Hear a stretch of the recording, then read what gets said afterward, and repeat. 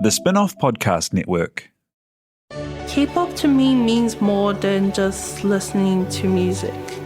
It's learning to be myself. The Spin-off's new documentary, K-Pollies, follows 3 Pacific youth obsessed with K-pop. In a one-off documentary, see what they've found in Korean pop culture and how they bridge it with their own. When you start dressing, looking different, everyone side-eyes you. But in K-pop, they're just like, no, like celebrate yourself.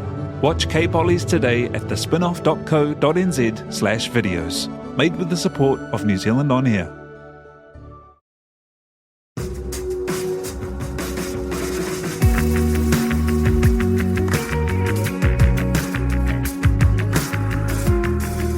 You're listening to Business is Boring, a podcast that reckons it's anything but. Business is Boring is brought to you by SparkLab, offering inspiration and practical advice to help businesses find their edge. To hear more about SparkLab, including details about the latest events, workshops, and business tools, visit sparklab.co.nz. And now, here's your host, Simon Pound. You're listening to Business is Boring, a podcast that reckons it's anything but. Business is Boring is made by The Spin-off with help from Callahan Innovation. Here's your host, Simon Pound.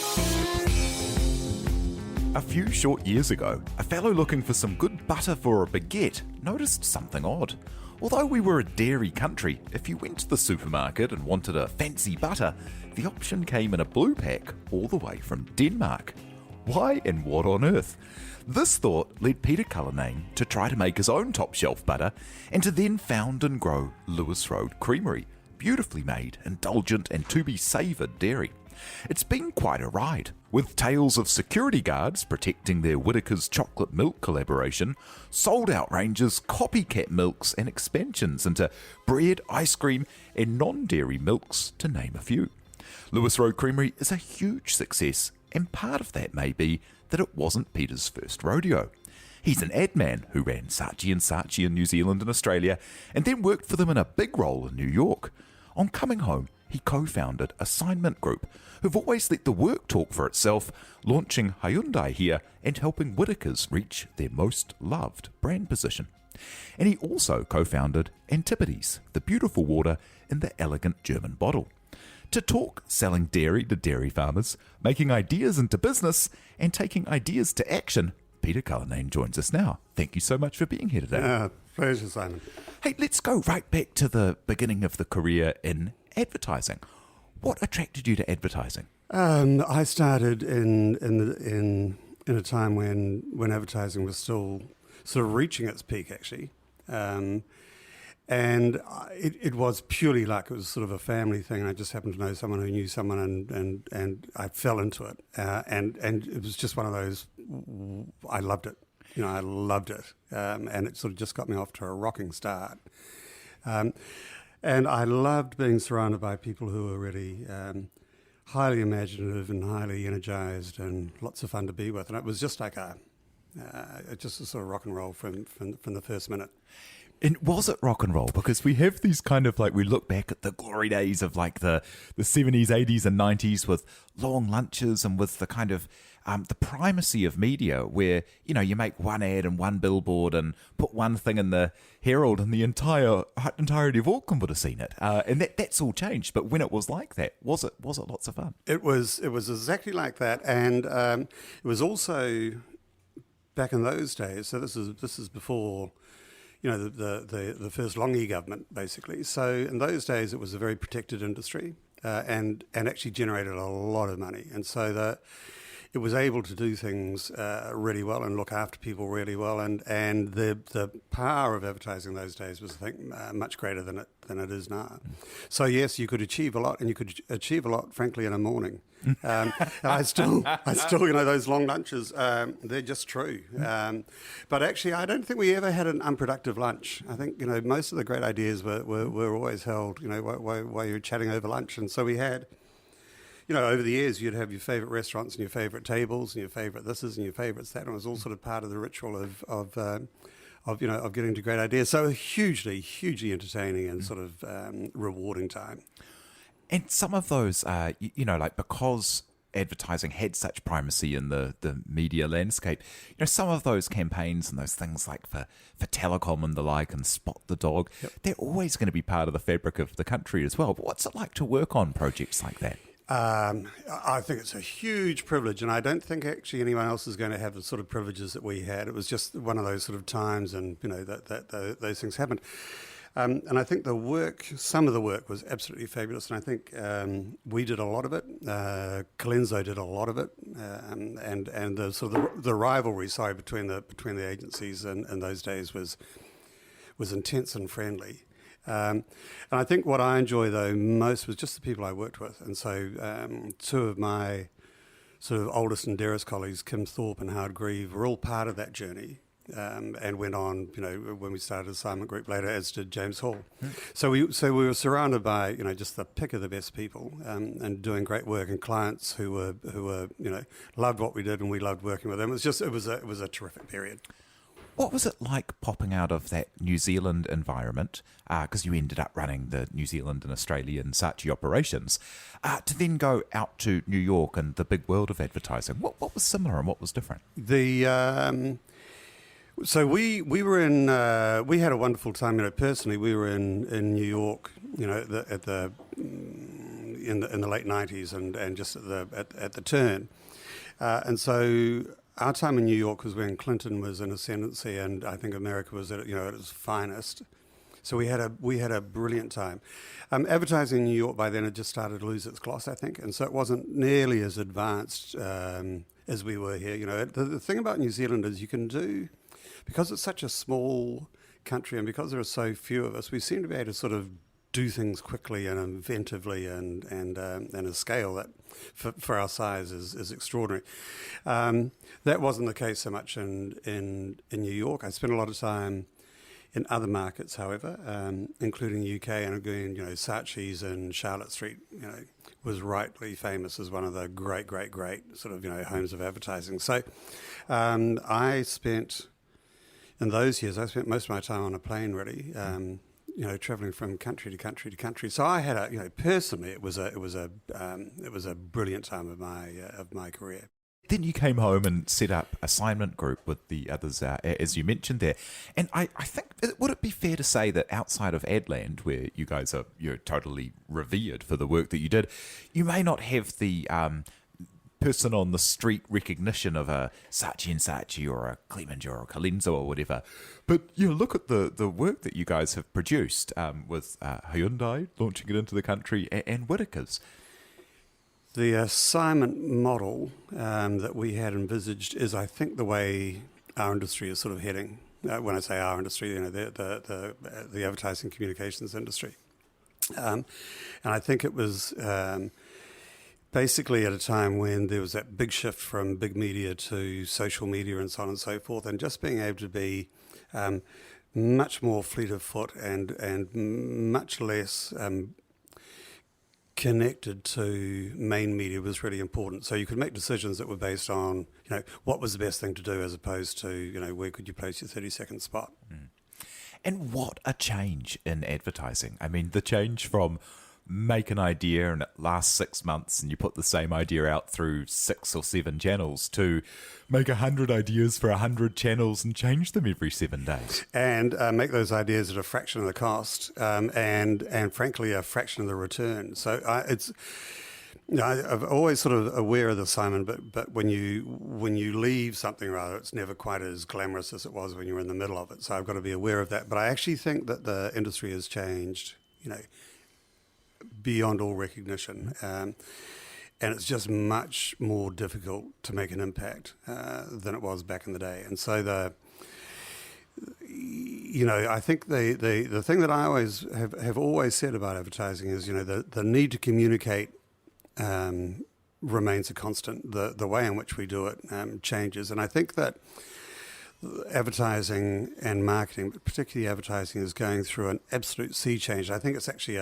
it's probably a decades-long change to shake out, its future. I think it's still in this period of transition. But assignment was definitely, and is definitely sort of part of that transition. And it was a fascinating journey because one of the things that I found is, certainly as I did, as I sort of grew up in a highly resourced industry where everything was your beck and call. We were suddenly there were four of us: James Hall, Kim Thorpe, Hargreave, and I, in a office not dissimilar to this.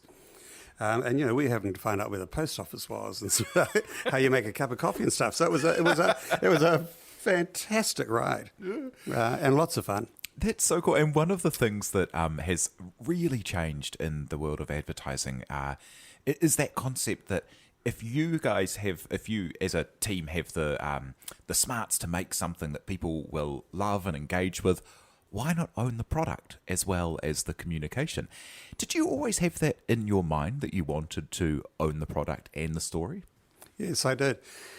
And what I didn't have in my mind, though, was quite how I would go about doing it or what that product was. But I absolutely, and I think, we might touch on this later, but I absolutely believe that the skills that you develop in advertising and marketing, if you're good at it, go well beyond communication. And they do go to, the power and value of imagination, and then how you harness that and turn that into something. And one of the companies that I have a lot of time for is a company called IDEO, which is an idea development company. And I know little about them except that they have a sort of a Steve Jobs-like view of the world, which is, as soon as you can this is particularly with products, as soon as you can sort of hold something in your hand and get a sense of what it might be like, then you're onto something. And I love that idea of thinking beyond communication and thinking, well, what is it that we could create and make? And I do absolutely believe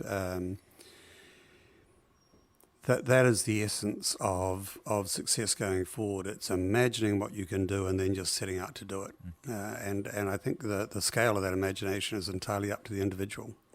And one of the big changes that I see, you see the really successful changes in advertising, like the Nike Plus running app made by RGA, or things like that, where the product becomes the brand experience, becomes the communication. And I've heard from people from like the older days of advertising saying, well, if you did a good enough ad, you could sell anything. The product was not really that important, but now the product has to be the heart of the brand, doesn't it? It almost didn't matter what the product was. If the advertising was clever enough, it sort of dragged the product along with it. Yeah, like cream egg, for example. Exactly. I mean, all that also. But now that's sort of changed out of sight, and I think that is, again, the key to the future success of advertising, marketing, and production. That whoever realizes that all of those things have got to come together and work as one, has the advantage. Let's look at the first time that you did that with Antipodes, the first run through kind of commercializing one of your own ideas at that kind of large scale. What led you to, when was it that you and the others set up Antipodes, and what led you to want to do a premium water brand in New Zealand? It came from, there was a friend of ours, Simon Woolley, who was a restaurateur, and we were in New York at the time. So Simon was sort of part of our life in New York, and he made the decision that he was going to live like a student. So he lived like a student, which is quite tough in New York because he was so. And he was an incredibly, and remains, he's an incredibly sort of generous guy, Simon, with his time and helping people and things. And we had, when we came back to New Zealand, Simon was coming back as well, and we decided that we would have a what can we do for Simon dinner, and that sort of evolved into a meeting down at our batch in Hatipi and Tapo with Simon, Howard Grieve, and Kim Thorpe, and we literally sat around for the day and thought, right, what product could we create that Simon could be part of? And he's a foodie, so food was there. Quite late in the afternoon, Simon said, well, one of the things I always noticed at Metropole, which is his most famous restaurant, was, we were serving Pellegrino, and it always sort of struck me, why are we serving Italian water? What's wrong with our water? And that's actually where the idea started. So it was Simon's idea. And then I think what appealed to us, to Howard and Kim and I, was, goodness, if we could package New Zealand water and sell that would be a real test of our ability to package and sell anything. So it was sort of like almost the hardest product in the world to take on to begin with. So that's how it started. In a country that has some of the best tap water in the world as well. But you weren't selling it to try and replace tap water, were you? You were selling it in the first instance to be a beautiful experience at a restaurant. It's really interesting. So it started off absolutely as a restaurant product, and that's really where it's remained. And it's a thing about, it's a bit like our dairy story. I mean, we have potentially the best water in the world coming out of a tap, but we don't necessarily have the best water coming out of the tap. We're great at sort of whacking in the chlorination and whacking into this and whacking into that, and just we don't treat our sort of our core resources very well. So actually, a lot of the water that comes out of the tap is, once you get you sort of palate trained, it's pretty ordinary. So we spent, it was a fantastic journey. We spent about a year, I think, literally trying to track down a source of water that we thought was fabulous. And that's where Lewis Road starts, because we found literally a bore on a pretty disused kiwi fruit orchard in Lewis Road in Otakuri, which is out of Whakatane.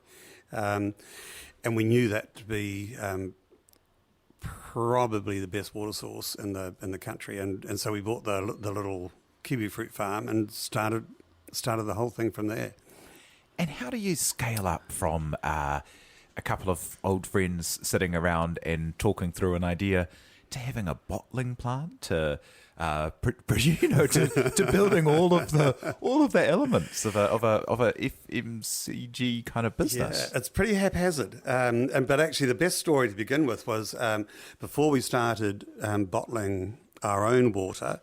There was another bottling plant that was sort of underutilised that we tapped into, and so we approached them to begin with and asked them to bottle our water. It came from the same aquifer. But the big issue to begin with was what bottle was it going to go in, and I can remember absolutely as clear as a bell that there were the four of us, so Kim H., Simon and I, and Len Cheeseman, who again was an ex-Saatchi. He's probably the best, one of the world's best typographers. Fabulous designer. So Simon and I had gone out to these various bottle importers, and we had sitting on our dining room table down here, Simon and I had probably 50 different bottle shapes. And the thing about bottled water, apparently, if you're a bottled water aficionado, it should be the usual thing of dark colour and green and this and that and everything else. And so we had Kim and H and Len Cheeseman came into the apartment, and we said, well, look, here are the bottles that we could use. And in the middle was the now iconic bottle, but that was a German medicine bottle, and actually quite unsuited to water, but it was so different. And we took it. I remember we took it down to Soul Bar where we were having lunch on that day, and showed it to the waitress. Who said, "Oh no, it's far too big, and no, you need something much." So it was sort of everything against it, but I think it was Len and Kim in particular just said, "No, that's the one. Let's run with that." So that's what we ran with. And the beauty of that is just sort of backing your judgment, and I think they have particularly good judgment, and that's sort of where that bottle shape started. And then the label was a clear label, because we wanted to make it as unobtrusive as possible. And if you look at Antipodes now, there's just a black label for or black type for sparkly and white for still, and then off it went. And then in terms of putting from going from that to actually building a plant and everything else, there was some really big calls on that. And I think again, a bit like Lewis Road, ignorance is bliss. I think there are all sorts of theories about how you start businesses and things, but one of them is, how much you prepared to risk. And we didn't want to risk a lot, but we sort of agreed, well, we'd put some money in each and just run at it until we ran out of it. And then it's a great thing to do because it either works or it doesn't. And in our case, it sort of worked. So we did start to generate some sales, and then we decided that the only thing we could do is to control our own production, and that's where we built the plant. And that was just a big call. But by then we had involved our accountant, a guy called Neville Goldie, who had been head of finance at Saatchi. It was part of our sort of whānau, if you like. And sort of a small group of shareholders, and then off we went. And I must say, it's hugely interesting to build a plant when you've never, when you had no idea what you were doing. But we did it, and I think it served its purpose really well. And set you up so well to then on that fateful day with the baguette. Yes. At the supermarket. And much like it's so interesting to think that a place like New Zealand with such premium natural water didn't have a premium water. It's absolutely bananas to think that a country that is so reliant on dairy didn't have premium dairy products. And that was sort of one of the sort of the guiding things behind doing dairy, actually, at the end of the day, was that I think because we're so small, we have this thing about wanting to be big. So everything we do, we want to do at scale. And I think we just sort of tend to look through the wrong end of the telescope a lot. So yes, we have brilliant, raw resources, but we don't treat our dairy with great respect. I think we're terrific at producing, commodities at volume, but that's not what we should be doing. Long term, we should be at the other end of the spectrum. We should be producing high value dairy that's as good as we can make it, and export it to countries who appreciate what we can produce. And our distance is actually not a barrier; it's an opportunity. But it's just sort of not in our psyche. So one of the things that I found was, I'm my basic diet, and it's been the same right through school, and ever since really is white bread and when I'm really lashing out. Ham on top, and it hasn't changed. I still do it every second day. But I found that in over the years, the quality of our butter was up and down and sideways. And one of the reasons for that is and I don't think they now call it that, but in the old days, if you talked to Fonterra about butter, they would refer to it as yellow fat. And I just think that's sort of reflective of an attitude that says, there's not a lot of love in that particular description. So because there was so much variability, I switched to Lurpak, which is a Danish butter, and it's a really good butter, by the way. And then I thought, that was it. So the way that actually Lewis Road started was on a Sunday afternoon. It was I think in the middle of winter. It was cold and wet and miserable, and I went out to do the supermarket shopping, and our local supermarket was or remains New Welbeck Park. And I was reaching out for the Lurpak, putting on the shopping trolley, and I just had one of those moments of what's a Kiwi doing putting a Danish butter in a shopping trolley, and I put the butter back on the shelf and went home and looked up YouTube. And how to make butter, and I can remember the video.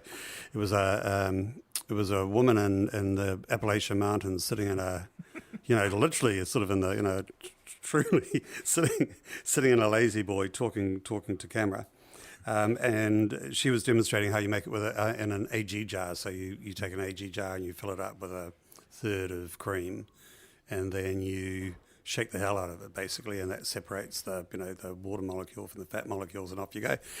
So I went back to the supermarket and bought the cream and made my first batch of butter, and it could have stopped there, Simon. It's just the way these things sort of work. Sort of life is so funny. So that evening, it was a Sunday night. We were going out to dinner with a group of friends, and one of the guys is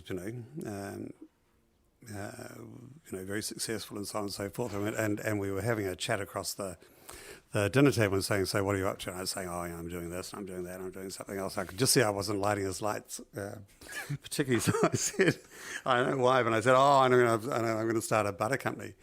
And he said, "Oh, well, that's really interesting, but it's not going to be out of the boot of the car, Pete, is it?" And what was sort of hurtful about that, Simon, is my brother had said the same thing about Antipodes Water. He said, "Oh, yeah, it's good, Pete, but it's like a boot of the car sort of company, isn't it?" Which I thought was sort of, so it was like a doubly hurtful. So I said, no, it's going to be the real deal. So, but it was just enough actually to think, well, I'm going to do it. So the next morning, purely, just the way these things work, I rang New World Vic Park and I asked to speak to the manager. And you see, this would never happen in another country. You could never do that. But in Auckland, you can. So I rang and I got put through to the manager, who was Jason Whittakers, who is, one of my absolute bloody gold star heroes. And I said to Jason, "You don't know me from a bar of soap, but my wife keeps your supermarket afloat." And that sort of gave me a half an hour of his time. And I said, "Look, I just have this thing that New Zealand should be making a great butter. And if I can figure out a way of making it, will you sell it?"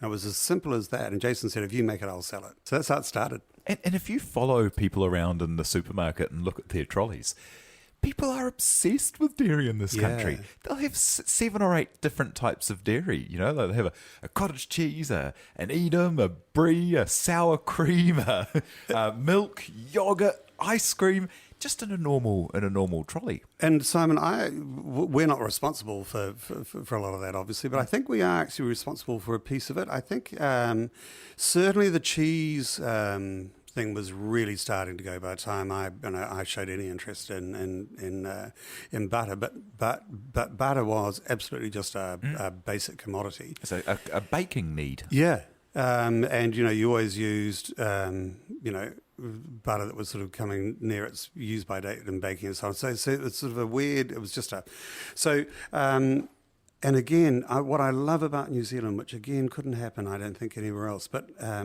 when we made our first batch of butter, not commercially, but our first attempt at making it commercially, we made it in an off-season packing plant, which had food standards, etc.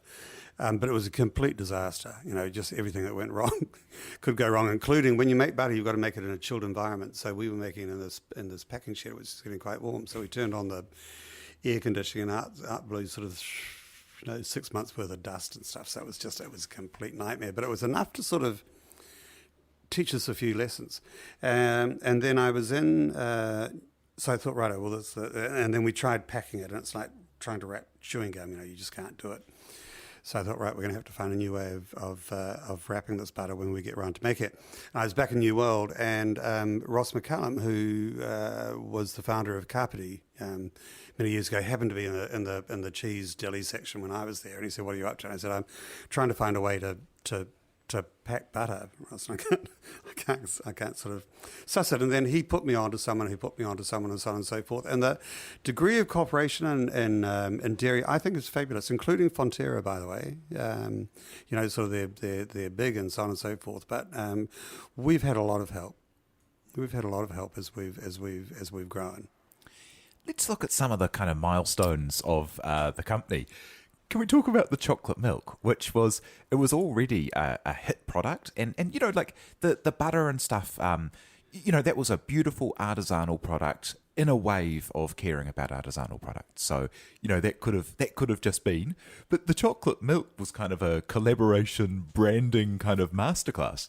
It was, and it was also, again, like so many of these things, there was a lot of luck involved. But I think, that old story, to a degree, you create luck, but I think what we were able to do is just we've never taken the hammer off. We've just sort of kept at it. So we started with the royal we. There weren't many of us. I think there were 2 of us to begin with. We started with butter, and then milk.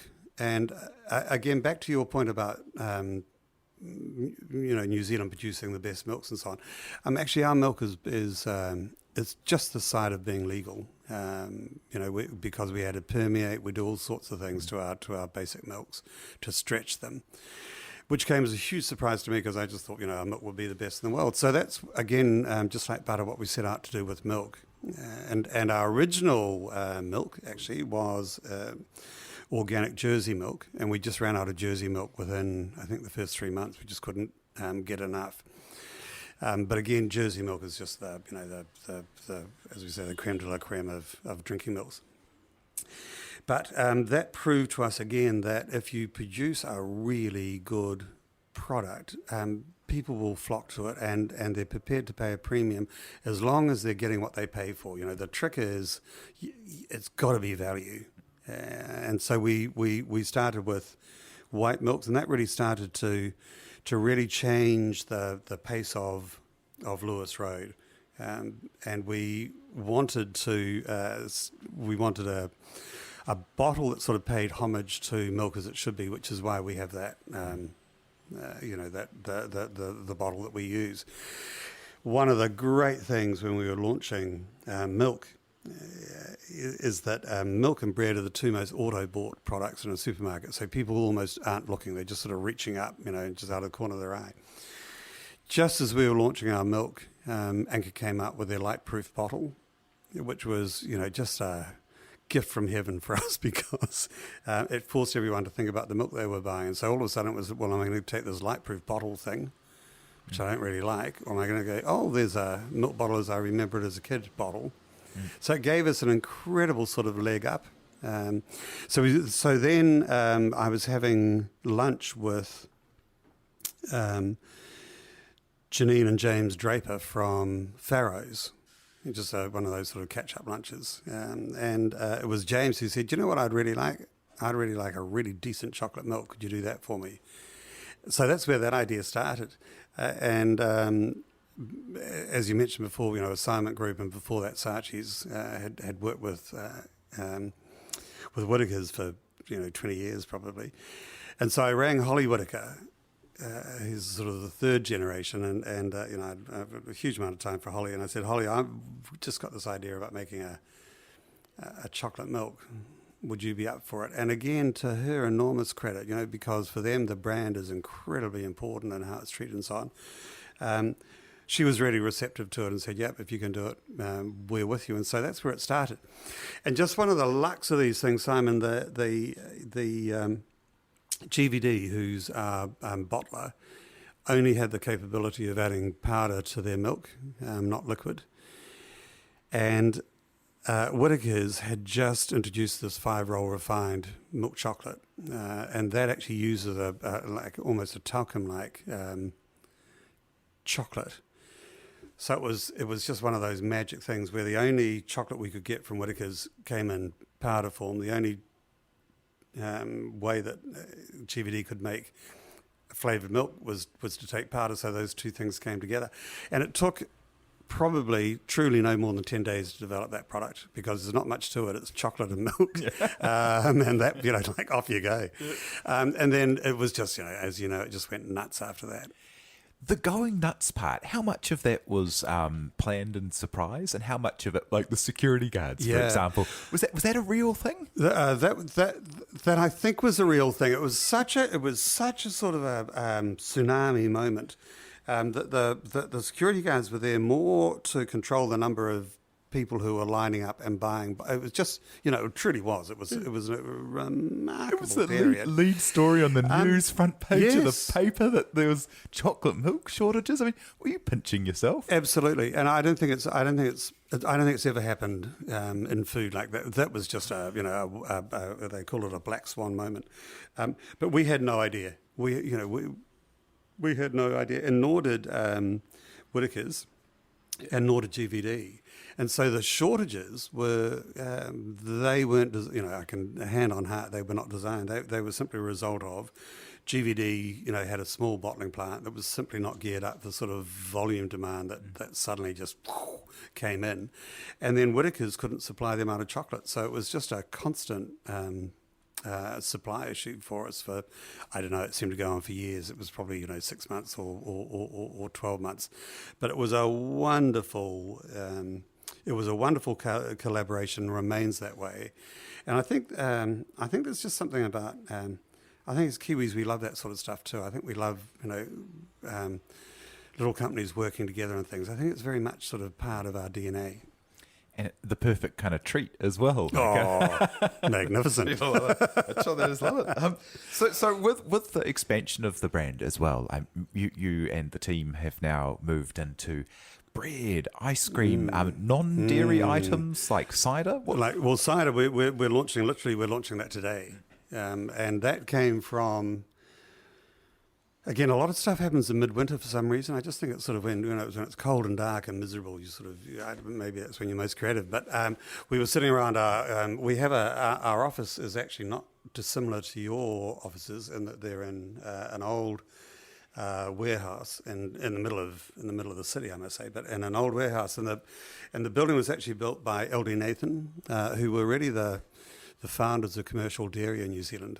So I love sort of being in the building where, so they started Glaxo, for example, which has gone on to become, GlaxoSmithKline, one of the biggest sort of, pharmaceutical companies in the world. But it all sort of started here. And we have our offices sort of built really as a sort of a grand sort of country kitchen.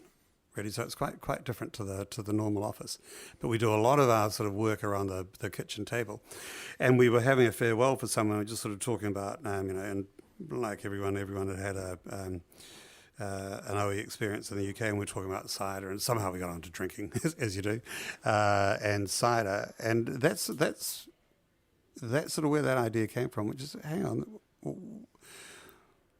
well, we could probably do something. And if we did, what would we do that was different to everyone else? So we've launched a range of ciders, but they have blossom distillates in them. So apple blossom, peach blossom, and orange blossom. It's just this little something that little something extra just makes them pretty spectacular. So anyway, and I think we'll just keep on going with that, Simon. I think that's, I love that stuff, and I find it really energizing and sort of exciting. It just goes back to starting with the end product and working back, rather than working, logically forward. And I think that comes from my advertising experience, really, which is you've got to make big leaps. An idea can't just be a little step forward. It's got to be a big leap, and the bigger the leap, the better the idea. And that's really what we do with products as well. We sort of make a big leap to imagine if we created something like that. And I absolutely do, within sort of nanoseconds, think, what would that look like sitting on a shelf? Like, can I imagine it sitting on a shelf? Can I imagine someone's hand reaching for it? And if I can, that's sort of where we start. And then, okay, well, what would we need to do to bring this to reality? There's a bit of a through line there, isn't there, between advertising where you're adding value to other people's products, and then all of these products where you're taking our primary sector produce and elevating them by adding some value, some brand, some premium methods. So there are sort of two sort of pieces of that. Simon, one is it's very easy to tell other people what to do and not actually have to take responsibility for whether it works or not. And the downside, I think, of advertising is, and it's magic, is if it's a truly new idea, you don't know if it's going to work. You've just got to go out there and try it, and all the research in the world is just not going to tell you that. So the best thing to do is back your judgment. But when you're having other people take the risk, it's a bit easy. It's like, oh, go for it. I'm sure it will work for you. So it's a huge step to say, actually, we're going to take the risk.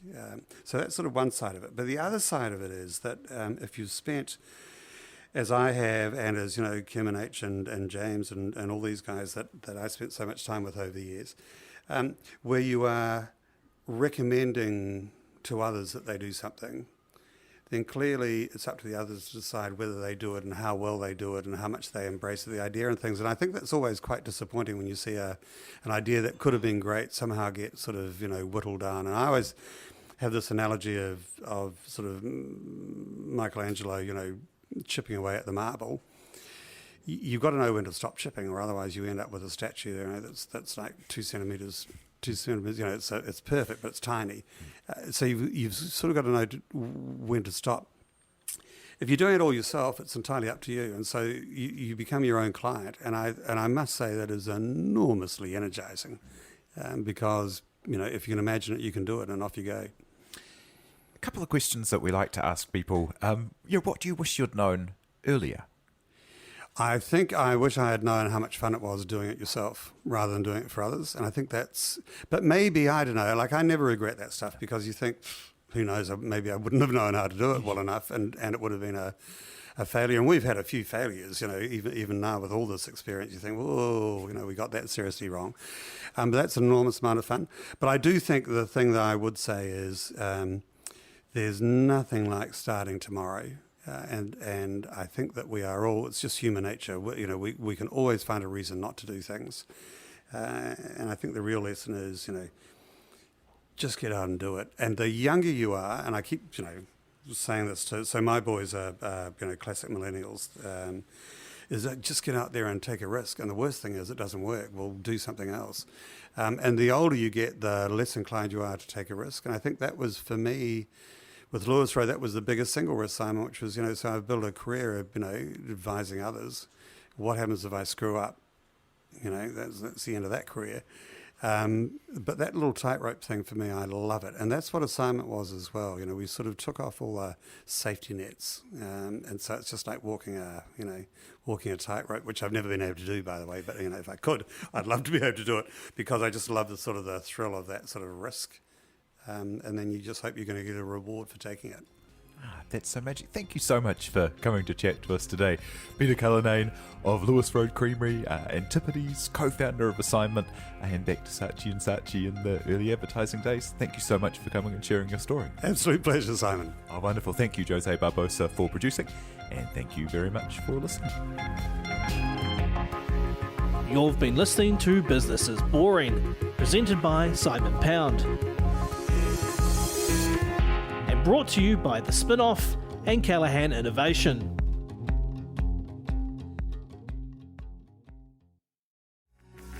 From the Spin-Off Podcast Network, that was Business is Boring, brought to you by SparkLab. Make sure you're following Business is Boring wherever you get your podcasts.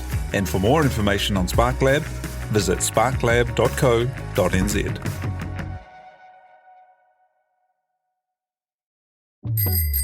Ready to rediscover the joys of cycling? With over 300 kilometres of cycle paths across Tāmaki Makaurau, jumping on your bike and going for a ride is such a fun way to discover the city from a different perspective. Cycling is getting more and more popular across Auckland, so now's a great time to join the hype and give cycling a go. Head to at.govt/cycling to find your nearest cycleway today. The Spin-Off Podcast Network.